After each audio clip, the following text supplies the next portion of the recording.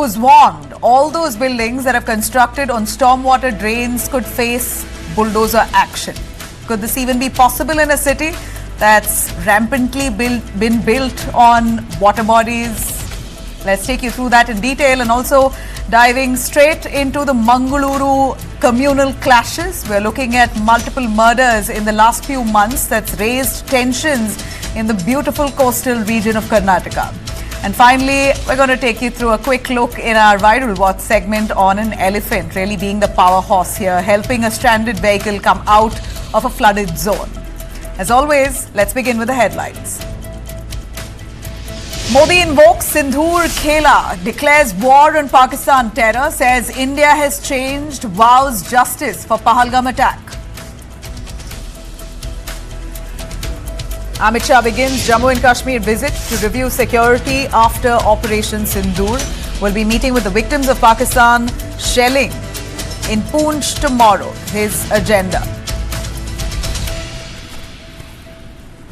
4 soldiers, including officer, killed in an attack on Pakistani security checkpost in North Waziristan. Civil defense mock drill announced on May 31st in states bordering Pakistan. These include Gujarat, Punjab, Jammu and Kashmir and Rajasthan.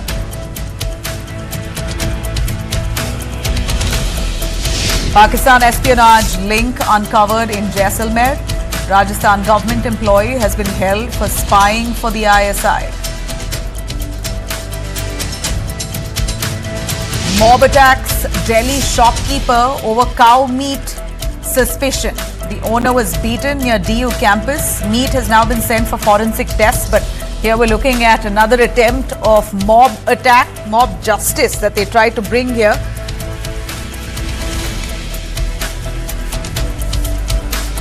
Two women officers of the Navy return home after, in fact, navigating the globe. Defence Minister Rajnath Singh welcomes INSV Tarini.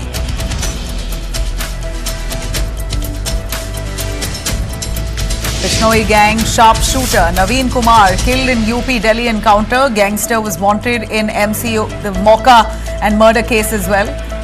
And it appears he was killed in an encounter.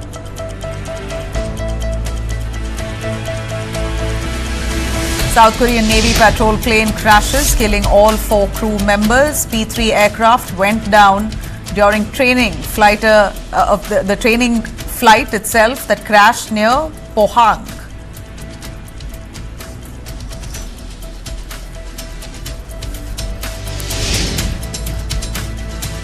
All right, let me begin with a story that sent shockwaves across Bengaluru city, where there have been buildings built on lake beds, water bodies, and now you have finally the government waking up to it. A little too late, we ask. If you've built on drains, then it's about time that you could face the bulldozer. That's the warning from Karnataka's Deputy Chief Minister and Bengaluru Development Minister, DK Kumar, who is now cracking down on illegal constructions that's choking the city's stormwater drains. DK Kumar has said, and I'm going to quote, "If your building causes flooding in Bengaluru, then don't expect mercy. We are not targeting your property, but we will not spare any encroachments." In fact, DK Kumar says he is all set to now invoke the Disaster Management Act to launch a demolition drive across the city and demolish buildings that have been built on stormwater drains that will go down. Of course, this isn't an empty threat here. Areas like Manyata Tech Park are already currently under inspection, as per the words of DK Kumar himself. BBMP has been given a free hand, now we hear. But that's where the real storm begins. Because this isn't just about a few rogue structures. Much of Bengaluru is still sitting on drain beds, on lake beds and vanished wetlands. Entire tech parks in Bengaluru, upscale apartments, even public infrastructure are all built on these lake beds. In fact, it's built on areas where once water flowed. Many lakes in Bengaluru have disappeared. That's a graphic representation on how water literally has disappeared from parts of Bengaluru city. to make way for these high rises in the form of IT sectors, apartment buildings and whatnot. The entire Whitefield area, the tech city, tech parks that have been built mostly come on this very lake bed. The question now is to how and who decides what stays and what falls. Who do you really find here and who do you spare? Will the BBMP be held accountable for years of sanctioned encroachments? In fact, the BBMP is the one responsible for giving permission. So will BBMP officials be pulled up for giving clearances, for approving these building plans? What about footpaths that are built by the government on stormwater drains? And here the government says we will compensate. If at all we are demolishing, we will compensate.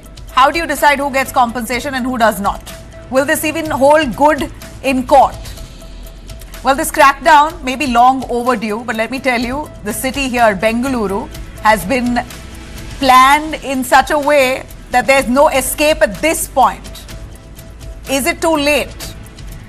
We're looking at the Karnataka Deputy Chief Minister himself saying that he wants to clear up areas that is waterlogging or basically leading to flooding. That would mean almost half of Bengaluru city raised down. Well, in Bengaluru, every rain exposes the truth, and this time it's coming down hard. Let me take you through our panelists to give us a little more perspective here. Vivek Menon, who's a former advisor to Karnataka Chief Minister. He's a civic expert himself. Thanks very much, Vivek, for joining us. We also have Sridhar Pabishetty, who was the CEO of Namma Bengaluru Foundation. Maria Hussain, civic activist from Karnataka, and Ananya Krishna, advocate from Karnataka as well. Vivek, a quick word from you. You've been the CM's advisor yourself. You know the civic planning of the city very well. You've been part of that planning process. Is this even possible for a government now to demolish buildings that have been built on stormwater drains when clearances were given by the same civic body governed by the government? Absolutely, Nabila. I think of course, it's a great move if it can be actually implemented. But I think the problem stems back to decades of misplanning across the city. And I think, successive governments, and we have debated this even 15 to 17 years ago, successive governments have continually given builders and others permissions to build on lake beds. Now, if you start with storm drains, where do you stop? Yeah. Do you remove all of the encroachments that are on lake beds? We had over 480 lakes, and Sridhar will tell you that too. And we are down to about 80 lakes now that are very, most of them are encroached. The stormwater drains, unfortunately, the problem here is that everybody just looks at the main Rajakaluwe. But no one really studies the entire ecosystem. And there's a huge ecosystem which includes tertiary, secondary, and primary drains. And unless you come up with a comprehensive solution, and I do this for a living across several of the tech parks, in and around the Bellandur to Vartur area. And if you come up with a comprehensive solution that includes all of these three different components, you can really study it and ensure that there's absolutely no flooding, or what we call as flood mitigation. In the absence of that, these are empty threats, and very often most of these threats actually end up in extortion rallies. And so I think, it's well and fine, it's a lot of, grandstanding, it's a lot of juxtapositioning, and they probably get a few brownie points for saying that they're going to remove these encroachments, but nothing really is going to happen. And again, tomorrow, the same situation is going to be repeated. So what do we do then? How do we address this problem? And I think the problem comes back to comprehensively looking at our road networks, looking at our, what we call as land use maps, starting to plan that from the very beginning itself. And now, of course, all is really not lost. There is a lot of green cover around Bangalore. And if we were to actually look at it in a comprehensive way, look at the different valleys that we have. We have over 5 valleys in Bangalore. And if we were to look at, in fact, even just removing the solid waste that is within our Rajakaluways, we can do a lot of cleanup, silting the lakes, desilting the lakes, ensuring that we create more capacity, which is called detention. And then, of course, coming up with a system of, inspections and ensuring that these encroachments do not happen in the first place. These violations are allowed to happen, and this happens even with building violations. They are allowed to happen, and then the government uses the strong arm of the law, the long arm of the law, to extort money from people. And I think that's where citizens of Bangalore are pretty much fed up with this these what I call as shenanigans. The CM making a tour of the city. I mean, mean, he has absolutely no clue how to solve this problem. He does not bring in a team of experts who can really study it. I know Mr. T.V. Ramchandra, who's with the Indian Institute of Science, a lot of us who have studied the ecology, the hydrology, the hydraulics. That's whom we need to actually comprehensively plan the city, and it's not going to be done, overnight. Yeah. But we can for sure but start working here you on have it. DK Shivkumar, and I quote him. He says tech parks like Manyata Tech Park are now under scanner. One can only imagine the number of tech parks are there aligned in that very Whitefield area itself. So they're all going to come under scanner now. Are they going to be brought down? Will they face the bulldozer heat? Yeah, Nabila, the thing is, there is a comprehensive development plan, the CDP 2015, that actually marks all the primary, secondary, and tertiary drains. Now, for the most part, they have what we call as buffer zones. They're about 50 meters, 25 meters, and 15 meters, depending upon the type of drain. And most of the builders, to tell you the truth, have left those buffer zones. Now, of course, there may be building encroachments that probably have to be looked at, but the drain itself is capable of carrying it if we were to properly clean these drains, keep them free of solid waste, of debris that is thrown into them, sewage that finds its way into the stormwater drains and pollutes the entire water system within our entire city. So I think to a great extent, we have brought this problem upon ourselves. Politicians show up only when it rains and it floods. And they use this as an opportunity to extort from builders, to wave a card at them, wave the government permits, the laws, the acts, and all of that, and then of course extort from them. And it's going to be version 2.2 next year again. So Vivek Menon, you say it loud and clear. This is a bid to extort, if at all, because where do you begin? Where do you end? If this is your concern, I can only imagine very well what people largely in Bengaluru feel. And think of this very statement that's come from the Deputy Chief Minister himself, DK Shivkumar, who gives out a sweeping statement that those built on stormwater drains will be demolished. Who has given them the permission in the first place? Civic bodies should first be pulled up. Will this even hold good in courts? There will be people flocking to courts now to get this demolition drive halted on their very property. So it is alarming and a big concern at this point. Sridhar Pabhishetty, a quick take from you on if this appears to be genuine reform in your eyes or just for the optics. According to Vivek Menon, this could very well be a bid to extort, because there are that many number of buildings built on waterbeds. Do we have the luxury of not acting? I don't think so. And I think the statement from the Deputy CM is balanced, of trying to say that, we can no longer, inaction cannot be a solution, but we need to go forward and find a solution.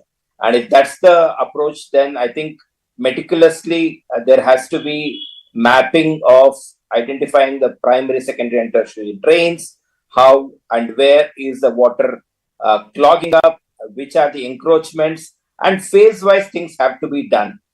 Inaction is no longer a luxury that we have.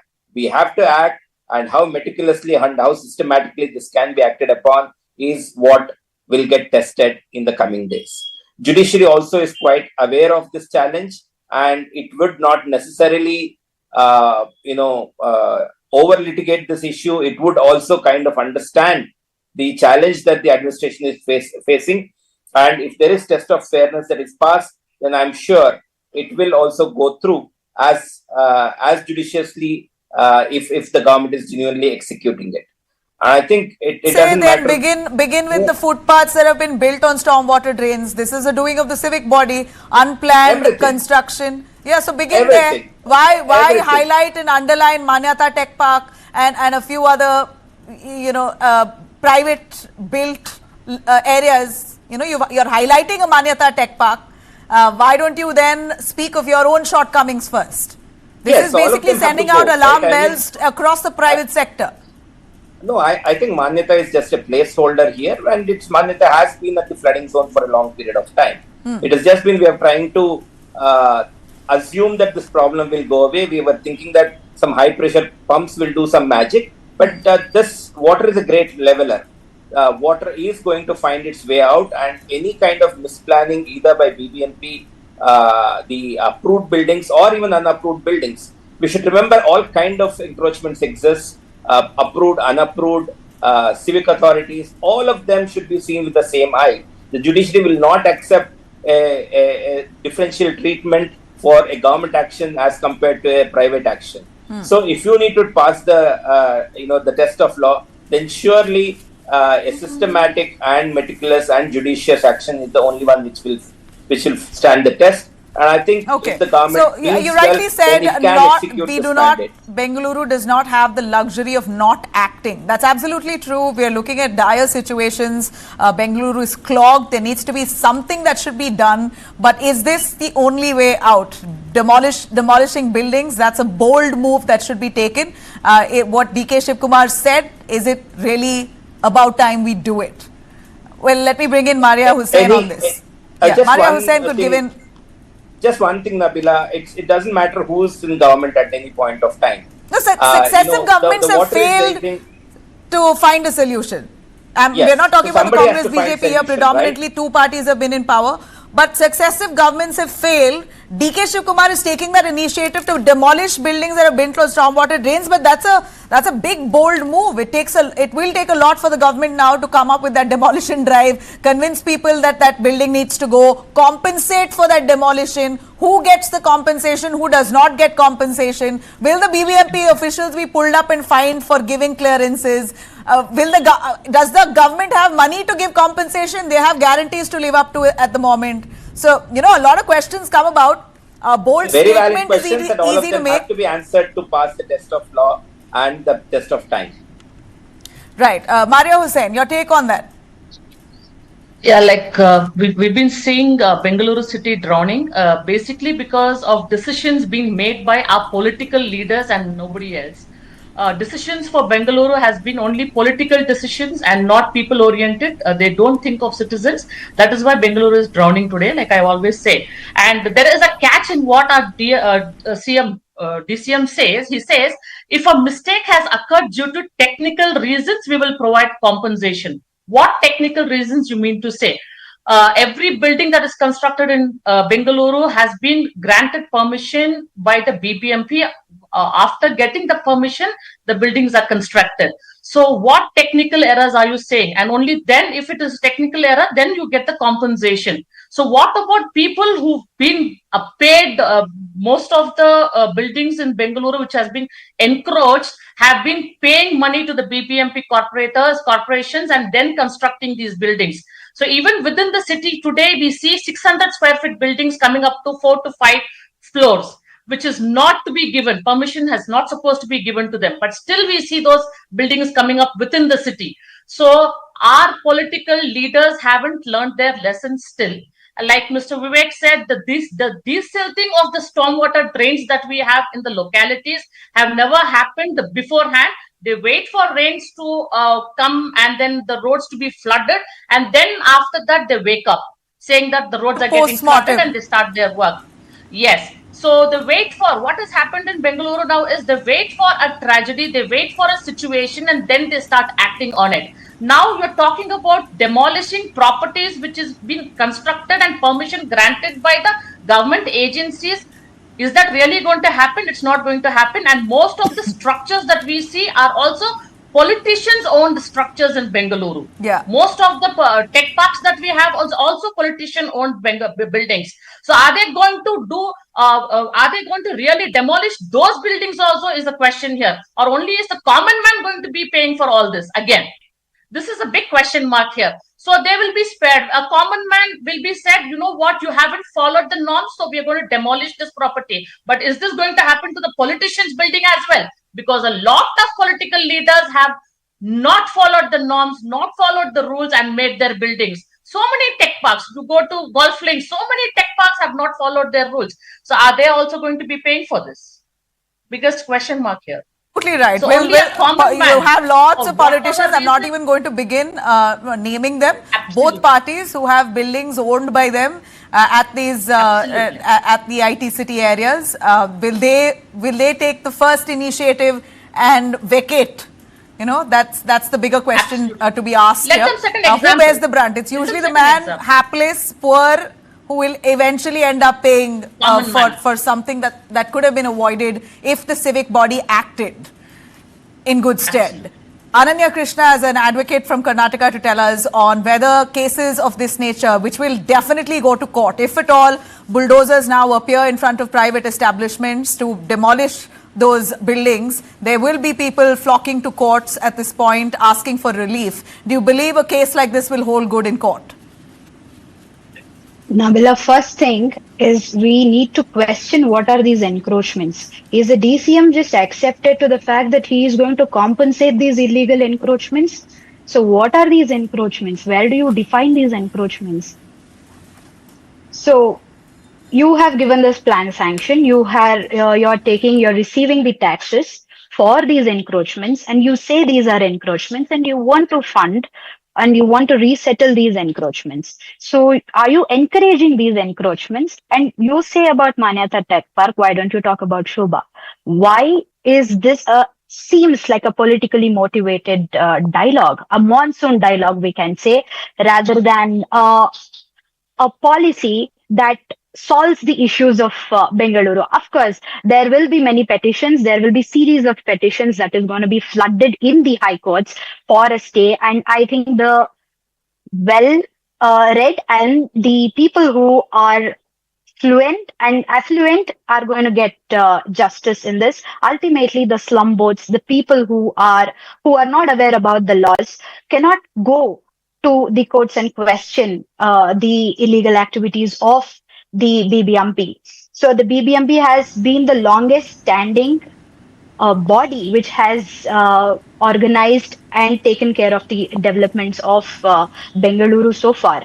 And you talk about the SWD, there are NGT rules. So how many NGT rules have you followed before giving plan sanctions to Manyata Tech Park? How much bribe is usually exchanged to get these clearances is is not something that is hidden. It's an open secret. In fact, you easily get your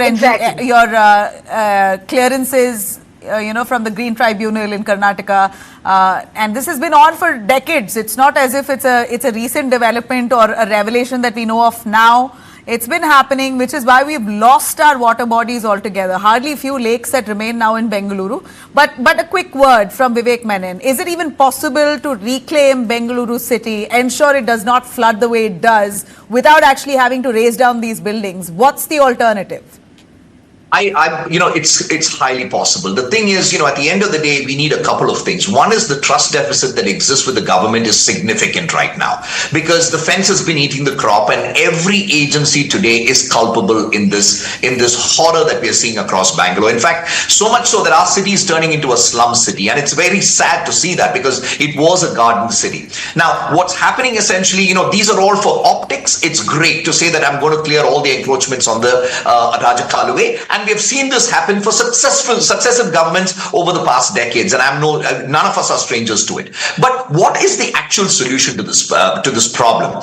Bangalore is a beautiful city that has been extremely well planned by our forefathers. It's got 5 beautiful valleys, had 480 lakes, down to 80 lakes. But even then, all is not lost. What we've got to start doing is a war footing to mitigate flooding. And with that, we can really, ensure that we create drainage area maps, flood area maps, so we know where the flooding is happening. We open up all of our roadside stormwater drains. Those are the primary drains that actually are going to drain the roads. These roads are all flooding because at the end of the day, the water is not able to get into the drains and get off into the Rajakaluways. You'll notice that most of the Rajakaluways are not flowing full. They're probably flowing half full, which means they do have more capacity. So the key is to come up with a comprehensive system. Is the other big thing that we have in our stormwater drains is solid waste. And to tell you the truth, Mr. DK Shivkumar should take a quick walk up to Hebbal Lake. He can't even stand there because of the stench. So before they start attacking the developers, and I'm not taking up for the developers over here, because if they have encroached, they need to be brought to justice. But before they do that, the government needs to turn its finger towards itself and see if it has done everything possible to mitigate flooding in the first place. And to tell you the truth, it hasn't. So I think in a way, a structured technical approach to ensuring that we mitigate this problem, and they all have to be committed to it. If that can be done, believe it or not, I'll be more than happy to help this government solve this problem over the next 2 to 3 years without necessarily going on a demolition drive. Great. Ananya, you had something to say. Yes, Nabila, when we think about development, the government introduced white topping roads in Bengaluru, Yeah. and still there are many areas which is being developed. Now, currently, the white topping is going on in the JC Road stretch. So, these white toppings do not drain these rainwaters, and there are no drainage systems Correct. in the proper roads. So when you talk about only SWD, there are problems in roads where we travel every single day. So your proposal of white topping has not helped in Bengaluru's Correct. development. It's worse. So yes.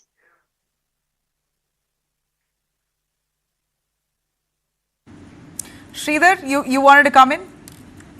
Yeah, I think there was a important point that Ananya made, telling that it can't be a monsoon plan. Definitely, this is not a monsoon plan. It has to be a all-year-round plan and multi-year plan. And I think that's where the government should take the benefit of the expertise that exists in Bangalore. And I was telling the other day in another news channel where I said probably the encroachments and the stormwater drain networks of Bangalore is probably the best documented in this part of the world and probably in the whole world, because a lot of effort has gone into identifying this. There is, in fact, an initiative called as rajakaluve.org, which people can go up and just look at giving basic details, telling where is the stormwater drain maps of their particular land parcel. And I think it's efforts like this that will make everybody make themselves aware of the water problem, the Rajakaluve problem, the lake problem, and hence they can make informed decisions. Okay. It should be awareness, it should be inclusion, it should be fairness. And, all of them will get tested when it goes to court of law. And if the court of law is reasonably satisfied, telling that this is not a trigger, a knee-jerk reaction, but it is a sustained long-term plan made with enough expertise that government can any day pull through by reaching out to the right set of people. This is wishful thinking. What you're saying, Sridhar, is wishful thinking, that we hope it happens in such a fashion. We hope these are not sweeping orders and actions, as per what DK says, that you'll face bulldozer heat. He's mentioned a few private properties as well. So it's sent alarm bells ringing. A final word I'll have Maria Hussain advise people buying property in Bengaluru what to watch out for before you actually pay up. Like he said, you can look for Rajakaluves where it is and look for proper Rajakaluves, and if your properties have been encroached, please make sure you don't buy properties there. That is something that people have to look at. And now we have this new developing roads, which white topping. We still have, why we say our government has still not learned a lesson is, in these new white topping roads, you still see narrow stormwater drains, which is not sufficient to carry water to the Rajakaluves. So they are very narrow. They need to be wider because of the rains that we have in Bengaluru now. They still haven't learnt lessons. The smart city roads are badly maintained. The white topping roads, which is happening and which is not supposed to happening in the residential areas. It is actually supposed to happen in the where you have highway and you have heavy vehicles moving. But they get those. The lane that I stay very close to Commercial Street, it's a residential area and there is white topping happening here. And I see the stormwater drain, which is so narrow. It cannot carry the water to the So clearly wrong planning, and the government doesn't seem to have consulted with its own civic body before actually saying they're going to act on private properties. Get started with your end first. If only they come together, recalibrate on how to fix the footpaths first, ensure roads do not have white topping that block off stormwater drains, then you get to cracking down on private properties. That's really how it should work. And we've heard all of your voices here. Bengalurians certainly are keen to know what to do next if a bulldozer is standing in front of their gate. Thanks very much, all of you, for giving in that viewpoint. Thank you. Thank you. On that note, we're slipping into a quick break. We'll be back with stories on the other side. Stay with us.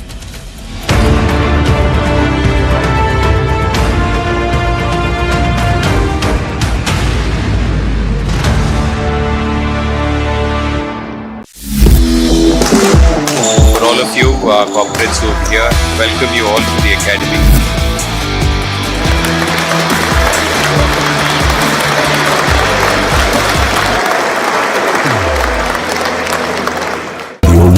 Perfumes by Wildstone लोग तो notice करेंगे। ಬಗ್ಗೆ ಏನು ಯೋಚಿಸಬೇಡಿ. ಪ್ರತಿ ತಿಂಗಳು ನಾನು Kapil chits ನಲ್ಲಿ ದುಡ್ಡು ಕೂಡಿಟ್ಟಿದ್ದೀನಿ. ಆ ದುಡ್ಡಿಂದ ನೀವು ನಿಮ್ ಕನಸನ್ನ ಈಡೇರಿಸಬಹುದು. ಕಪಿಲ್ ಚಿಟ್ಸ್ ಇಂದ ನಿಮ್ಮ ಕನಸುಗಳಿಗೆ ಸಾಕಾರ. News never lies. But on the twisting highways of headlines, every turn brings a new story. So buckle up for Pune Highway. Because the story is going to twist at every turn. Dead body कभी झूठ नहीं बोलते. You will need News9 to stay with the truth. Watch News9. English news as it should be. And don't miss our film Pune Highway. In theaters 23rd May.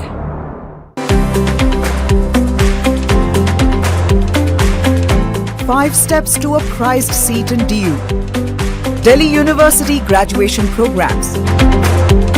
From entrance test, seat selection to admission. How to secure your seat in DU. Know from the Dean and expert panel. DU admissions explained. Only on News9. May 30th, Friday, 3:30 p.m.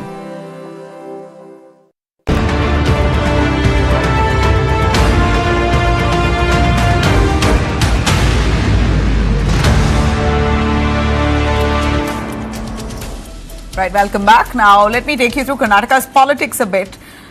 Over 2 years of subtle friction is now cracking out in the open. DK Shivkumar and Siddaramaiah's Cold War has flared up yet again. This time, it's over the transfer of key engineers from the Water Resources Department that comes under DK Shivkumar. That's now triggered fresh tensions between Karnataka's Chief Minister and its deputy. News9 has accessed a strongly worded letter written by DK Shivkumar to Chief Secretary Shalini Rajneesh, where he's lashed out at the transfers that have been issued without his knowledge or nod. Basically, transfers on the suggestion of the Chief Minister Siddaramaiah. DK says this violates the cabinet understanding that no transfer within his department should happen without his explicit approval. He's demanded that the orders be rolled back immediately, warning that his department is now being left hollow, with engineers frequently shifted out to other wings like PWD and Zilla Panchayat, even as flagship projects like the Miravari hang currently in balance. Basically, words that he's put out in his letter. Let's listen in what he said. ಏನಾಗಿದೆ ನಮ್ಮ ಇಲಾಖೆಯಲ್ಲಿ ಬರ್ತಾರೆ ಇಂಜಿನಿಯರ್ಗಳು promotion ತಗೋಬಿಡ್ತಾರೆ promotion ತಗೋಬಿಟ್ಟು PWD ಹೋಗೋದು ಜಿಲ್ಲಾ ಪಂಚಾಯತಿ ಹೋಗೋದು ಬೇರೆ ಕಡೆ ಹೋಗೋದು ಸುಮಾರು ಜನ ಹೊರಟೋಗಿದ್ದಾರೆ.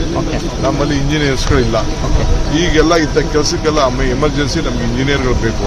ಅದಕ್ಕೆ ಯಾರನ್ನೂ ರಿಲೀವ್ ಮಾಡಿಬಿಡಿ, ಯಾರನ್ನೂ ಪೋಸ್ಟ್ ಮಾಡಿಬಿಡಿ ಅಂತ ನಾನು ಹೇಳ್ತೇನೆ. ಸದ್ಯ ಏನಾಗ್ತದೆ ಅಂದರೆ ಮೇಲ್ಗಡೆ ಲೆವೆಲಲ್ಲಿ ಪರ್ಮಿಷನ್ಸ್ ಇದೆ, ನಾನು ಇಲ್ಲ ಅಂತ ಹೇಳೋದಿಲ್ಲ. ಅದಕ್ಕೆ ನಾನು ಹೇಳ್ತಾ ಇದ್ದೀನಿ, ಸುಮಾರು ಇಂಜಿನಿಯರ್ ಇಲಾಖೆಗಳು ನಮ್ಮ MLAಗಳಿಗೆ ನನಗೆ ಪ್ರೆಷರ್ ಹಾಕ್ಬಿಟ್ಟು ಇವನೊಬ್ಬನ ಬಿಟ್ಬಿಡಿ PWD ಬಿಟ್ಬಿಡಿ, ಜಿಲ್ಲಾ ಪಂಚಾಯತಿ ಬಿಟ್ಬಿಡಿ, ಇನ್ನು ಟೌನ್ ಪ್ಲಾನಿಂಗ್ ಕಳಿಸಿ ಅಂತ ಬರೀ ಆಯ್ಕಟ್ಟು ಜಾಗಗಳಿಗೆ ಹೋಗ್ತಾ ಇದ್ದಾರೆ. ನೀರಾವರಿಗೆ ಇಂಜಿನಿಯರ್ಗಳು ಕೆಲಸ ಮಾಡೋಕ್ಕೆ ಬರ್ತಾ ಇಲ್ಲ.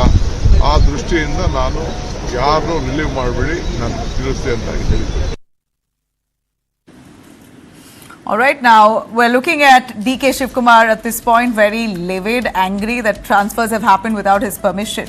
He insists that senior level clearances cannot bypass the concerned minister. There's been no word yet coming from the Chief Secretary or the CM Siddaramaiah on this issue. This isn't the first flashpoint. From budget allocations to cabinet portfolios and key board appointments, DK Shivkumar and Siddaramaiah have been locking horns for the last few months. This latest episode, though, may just force a more public recalibration between the two power centers of Karnataka Congress. Now, also looming large is the big question of succession. Congress is halfway through its term. DK Shivkumar has already urged the High Command to make him the Chief Minister in the second half. This latest showdown could well be part of that pressure play. The ball's now in the Chief Minister's court. Will he roll back the transfers or risk letting this rift deepen further? We're going to wait and watch. All right, now here you have Shashi Tharoor and his comments not boding well with the Congress. Day after day, it seems to be getting a lot more clear that the Congress is very unhappy with Shashi Tharoor, that he's been, in a way, praising the Modi regime after Operation Sindoor. Congress MP Shashi Tharoor stirring up another political storm, this time in Panama. In a public event at Panama City, Tharoor appeared to endorse India's post-Uri and Balakot cross-border strikes, praising the Modi government for sending a strong message to terrorists. He said, and I quote, "They now know there's a price to pay."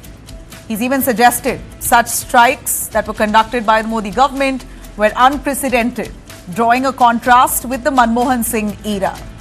Let's listen in. But what has changed in recent years is that the terrorists have also realized they will have a price to pay. On that, let there be no doubt.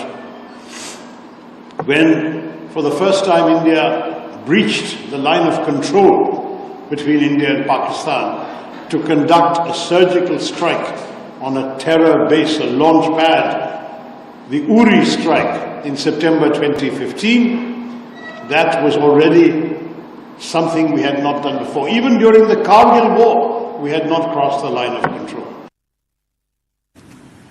Now, that comment did not come down well. Back home, the Congress communication chief, Bhaskar Rao, responded with a quiet but pointed reminder, posting an old clip of Manmohan Singh confirming UPA-era surgical strikes, where he said, the caption basically simply tagging Shashi Tharoor and says, "No words needed."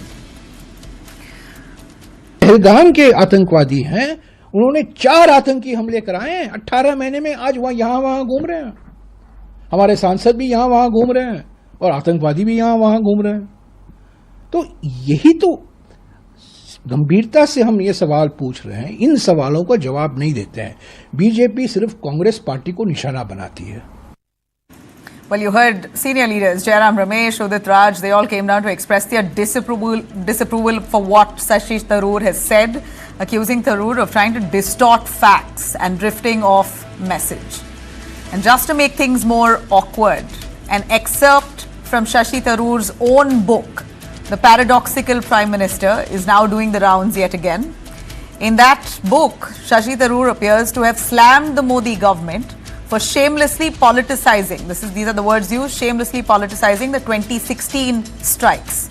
That's the same strikes that Shashi Tharoor goes on to praise now. Now, BJP, of course, unsurprisingly lapping up this. Shehzad Poonawala calling it honest admission by Shashi Tharoor, saying that Shashi Tharoor is only acknowledging what the world already knows. पहले अपने सांसद को ही, थरूर साहब को ही एक प्रकार से कटघरे में खड़ा करना, और अब सभी सांसदों के विषय में, मतलब कनिमोझी जी से लेकर सुप्रिया सुळे से लेकर राजीव राय से लेकर मनीष तिवारी से लेकर सभी सांसदों के ऊपर जो उन्होंने टिप्पणी की है, ये बेहद निंदनीय, आपत्तिजनक है और यही पाकिस्तान चाहता है। So was it a slip or a signal?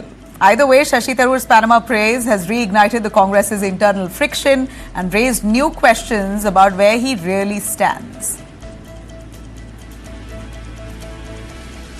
All right, let me take you through Tjas in the making. India's biggest ever Make in India defense deal is now in motion. A 48,000 crore contract has been signed with HAL for 83 Tejas Mk1A jets. That's 73 fighters and 10 trainers, taking the IAF's Tejas fleet to 123. Big asset and inventory that India will boast of. The Mk1A is a big leap from the original, with superior radar, electronic warfare systems, mid-air refueling and full network warfare capabilities. Now, announced at the Aero India 2021, Defence Minister Rajnath Singh called it a turning point in India's push for indigenous defence production. To meet the demand, HAL has opened a second assembly line, doubling production from 8 to 16 jets a year. The first Mk1A is due by February 2024 and all 83 must be delivered by 2030. That's the expectation. Just as the IAF retires its aging MiG-21s, we're hoping that the Tejas fighter jets come into play. But can HAL really deliver in time? That's the big question. The Tejas journey began way back in 1983. The first prototype flew only in 2001. It took nearly 36 years for final operation clearance.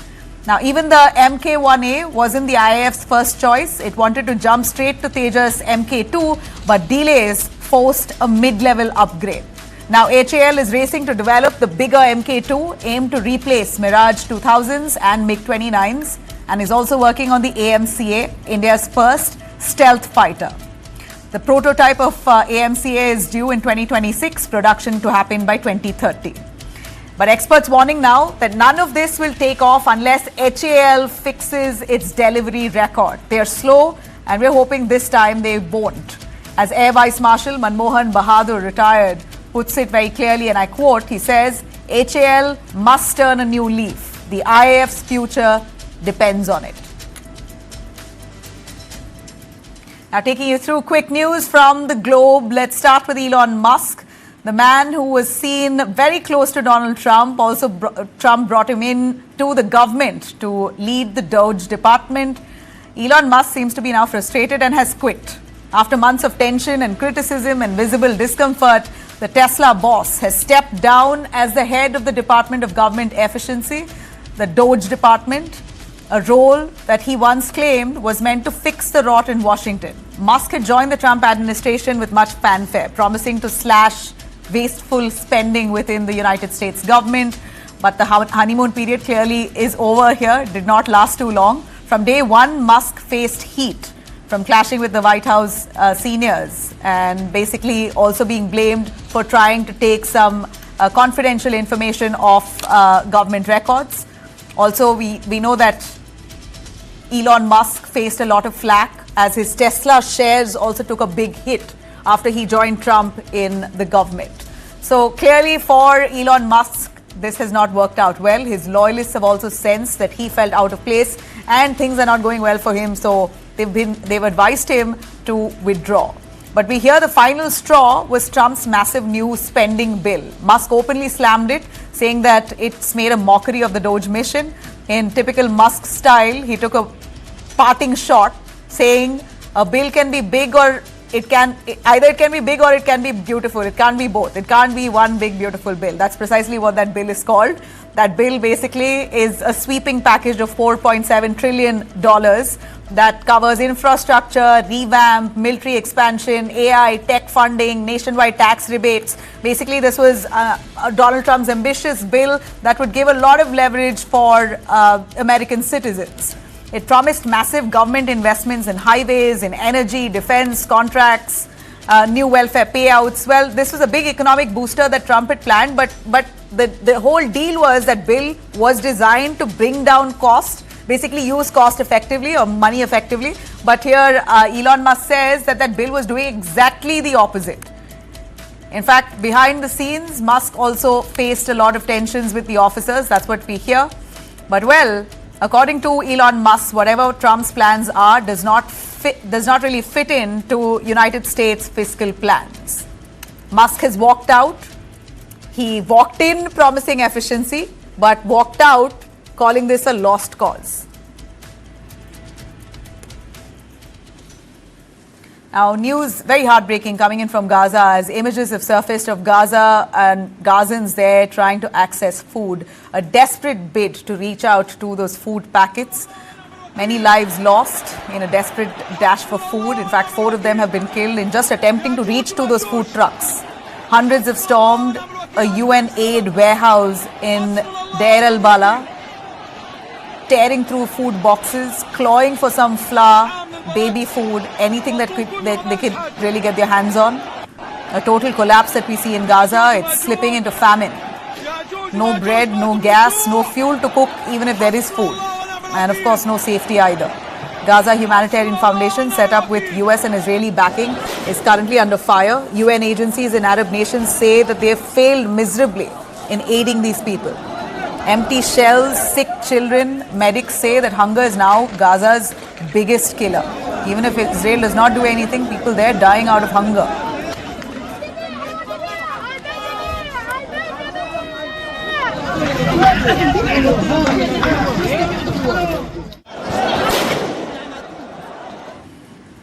All right, a quick look at China aiding Pakistan, and there's proof now in abundance. China is bailing out Pakistan again, this time with 3.7 billion worth of loans. Here's the twist. It's not given in dollars. The money is coming to Pakistan in Chinese yuan. It's part of China's plan to make the Chinese yuan currency the real big boss and cut dependence on the US dollar. Big Chinese banks like ICBC and the Bank of China will send the money before June, we hear. Pakistan has already paid back about $1.3 billion and now hopes to get the same amount back, but this time it's coming in yuan. Pakistan's foreign reserves are running too low to keep IMF happy. It needs at least $14 billion by June. These Chinese loans will help plug that gap.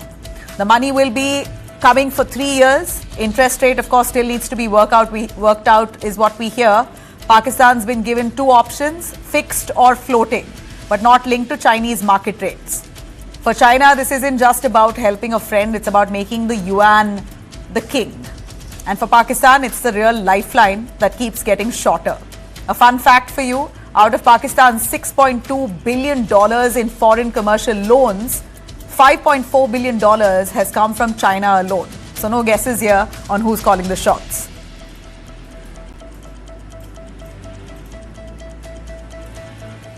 All right, taking you through a quick look at Donald Trump, who's receiving a lot of flack. And at this point, a big setback as US courts has stopped Donald Trump from using emergency powers to put extra taxes, that's on tariffs, on goods coming from other countries. Basically, Trump tariffs, that's what they call it now, has now faced a roadblock as courts say that you cannot use emergency powers to impose these tariffs. First of all, it's not an emergency situation.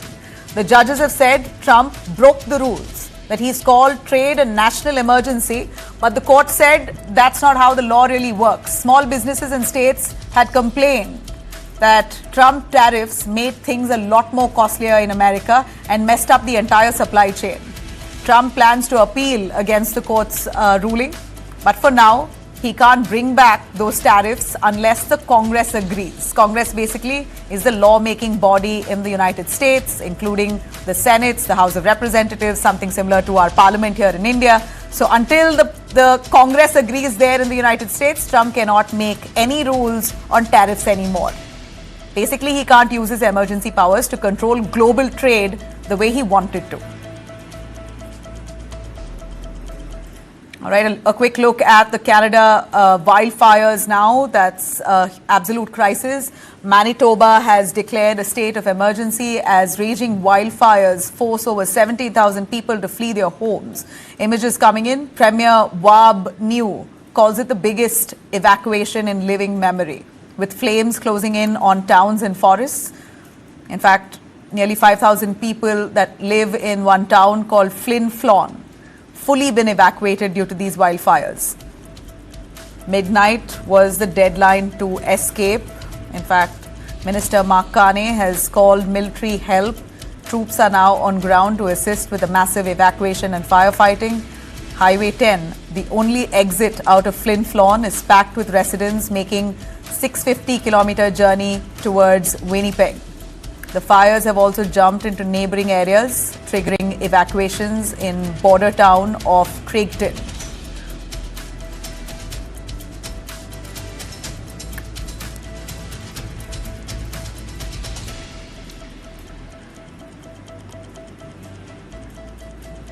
All right, as I close in here, I'm going to take you through a very shocking development coming in from Bengaluru, another murder that was reported. But what we see here in Mangaluru, Karnataka's Mangaluru, is rivalry, retaliation, repeat. Another young life that's butchered in Mangaluru's never-ending cycle of hate. 42-year-old Abdul Rahman was hacked to death in Bantwal.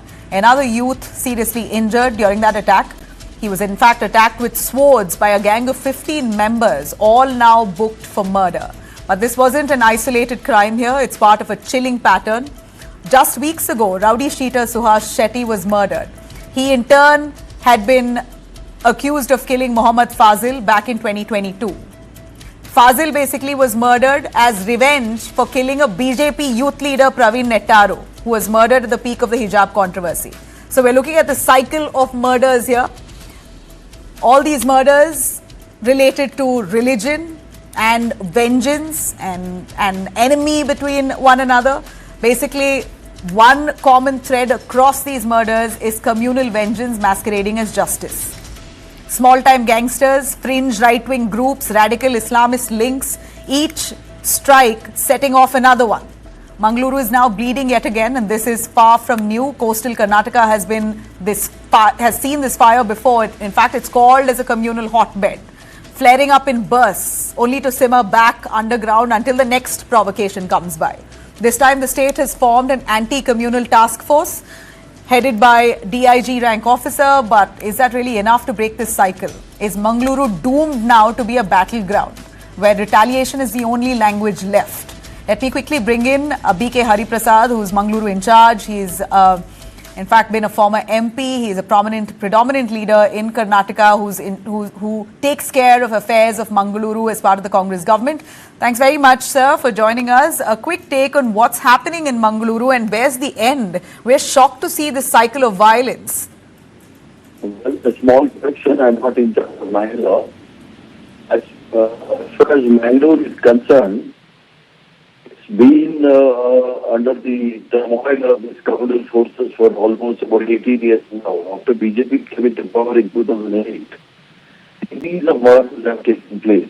It is somewhere it is corrected with the communal issues, and sometimes it is relevant, sometimes it is retaliation also.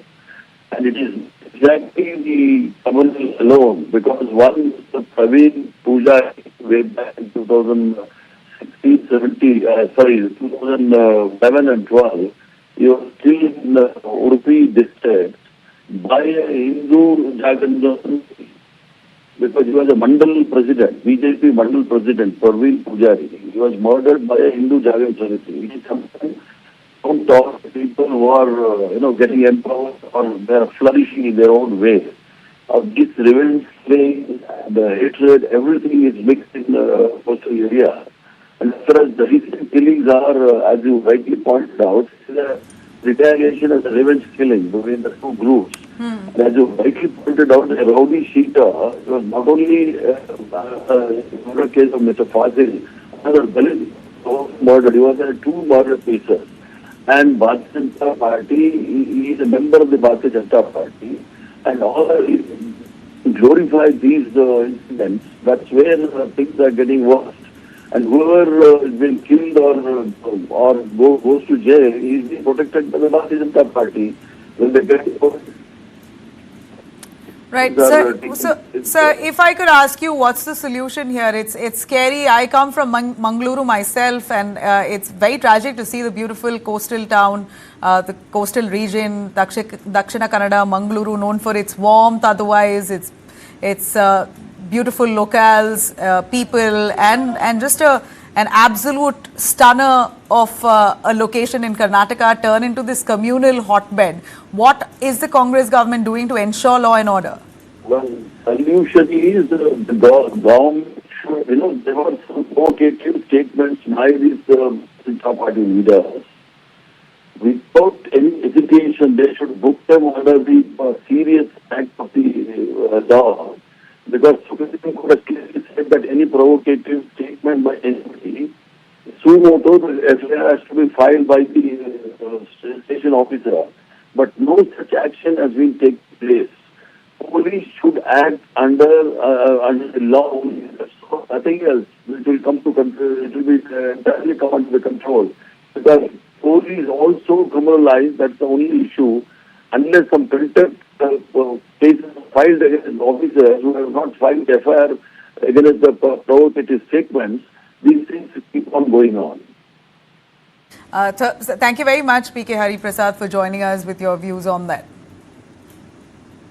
Right, let me quickly bring in Bhaskar Rao, who's been the former police commissioner of Bengaluru. He's also currently with the BJP. Bhaskar Rao, as a police commissioner, I'd ask you, former cop, what's really happening in Mangaluru? Is there a fix to this? I understand you're also from Mangaluru itself. This communal hate and this cycle of violence that's never ending, and political parties involved, fringe groups involved. You have Kattar people, if I can use that word, Kattar people who come from that area on both ends. Where's the stop? There's no deterrence for them. Now, Mangalore, as you know, is an extremely prosperous and a place of intelligent people. It is a microscopic minority of people from both communities who are indulging in this kind of violence, and the cycle of violence is continuing. But the government should not show its helplessness. What is unfortunately happening is people are making irresponsible statements, fueling more and more amount of violence. That should stop. If the Chief Minister and the Home Minister come to Mangalore, call a meeting of all the stakeholders and ensure two things: absolute control over law and order and complete development. Unfortunately, lot of violence is going from Kerala inside Karnataka through Mangalore, Kasaragod, etc. Because in Kerala, there has been a history of violence between the RSS and the communists over there.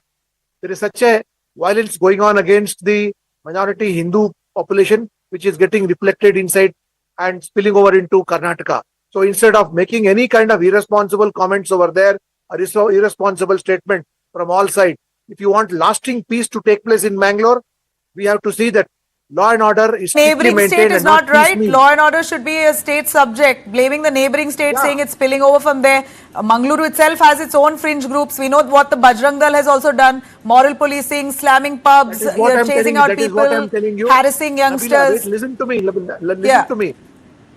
Stringent law and order has to be made on both sides, whether it is Hindus or Muslims. And then development has to be carried out. Nobody is today investing any money in Mangalore because people are scared of things over there. If it is done so, Mangalore will 100% become a very peaceful place over here. And this kind of irresponsible statements by people in power should stop. Now that there is a government in power with 136 seats, if they want to do it, it can be stopped. But they should not play with the emotions of people and allow violence to take over and keep issuing irresponsible statements. It can be stopped, provided there is some kind of a seriousness of the part of the Chief Minister and Home Minister to bring it down. I clearly remember, even 5 years ago, 10 years ago, when Mr. Siddaramaiah was the Chief Minister, there was violence in Bangalore, and he used to say in police officers meeting, Karavali Katakata, Karavali Dagadaga. So, if he himself is aware of that, he should be serious and bring it down by personal commitment. Now, policing, but day-to-day policing is now out of control over there, because police can do day-to-day housekeeping of law and order. But this problem has now gone beyond the level of police. There has to be a political solution and a social solution to bridge and bring about some kind of an amicability between both communities. It becomes very, very sour. Right, sir. Thank you. I really appreciate your time, as I'm short on time here, but I still appreciate you joining us on this story. On that note, I wrap this bulletin right here. Have a great night. Thanks for watching.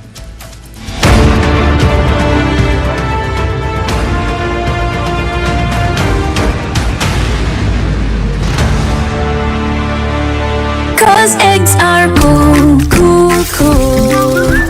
Summer में energy हो जाती है